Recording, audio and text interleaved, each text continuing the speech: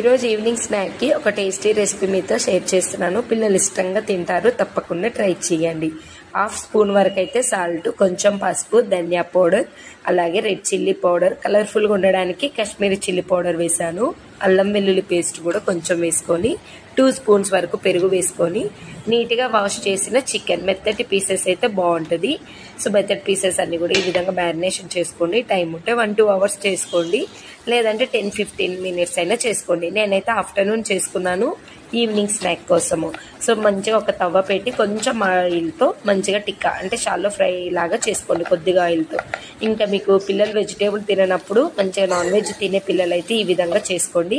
నేనైతే మంచిగా gold colour అయ్యేలోపు ఇక్కడ వెజిటేబుల్స్, క్యాప్సికమ్, టొమాటో, అలాగే ఆనియన్, క్యాబేజ్ అన్ని కట్ చేసుకున్నాను.